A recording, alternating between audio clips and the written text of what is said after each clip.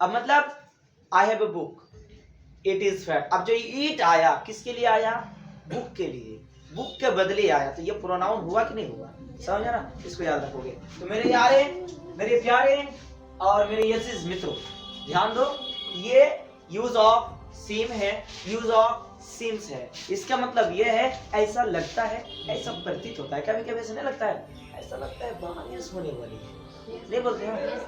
ऐसा लगता है कुछ गड़बड़ होने वाला है, ऐसा लगता है तुमको किसी ने पीटा है, ऐसा लगता है मोहन चला गया है, ऐसा लगता है तुम भूखे हो। ये जो ऐसा लगता है, ऐसा लगता है, ऐसा लगता है ना, इसके लिए तो in short you can use and you can say I think to, right? ऐसा लगता है के लिए आप आई थिंक का भी इस्तेमाल कर सकते हो, आई थिंक भी यूज कर सकते हो, बोल सकते हो। इंग्लिश है, इंग्लिश तो इंग्लिश के जैसा सीखे, हिंदी से तुलना करने जाओगे तो हिंदी में अटक के रह जाओगे, है ना? तो आई थिंक भी आप कह सकते हो। तो अब हम इसका यूज करके दिखाते हैं। सबसे पहले तो आप ये करेंगे ईट, उसके बाद अब ईट के साथ अगर ईट सिंगुलर है तो भाग भी सिंगुलर है। दुनिया के किसी भी कोने में चले जाओ, अगर आपका सब्जेक्ट सिंगुलर तो आपका भार्ब भी सिंगुलर। समझ में आया? और आपके उसमें जो आने वाला जो नाउन होंगे वो नाउन भी singular.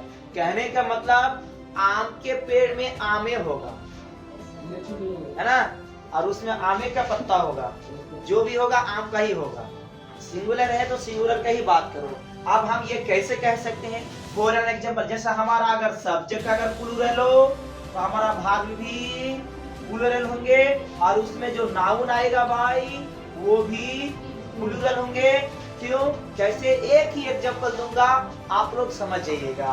For an example, we are teachers, TEACHER।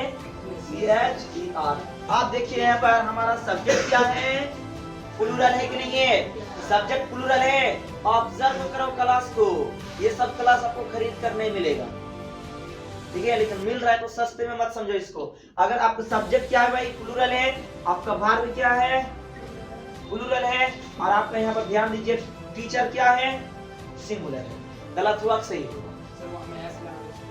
हाँ, टीचर क्या सिंगुलर ना जी? तो आप बताइए, हम लोग सारे लोग मिलजुल कर एक ही टीचर बनेंगे क्या? नहीं ना। तो इसको क्या करना पड़ेगा, एस करना पड़ेगा। अब जब इसमें एस जोड़ दिए तो ये सिंगुलर नहीं, ये प्लूरल हो गया। Is it proof? साबित हुआ ना?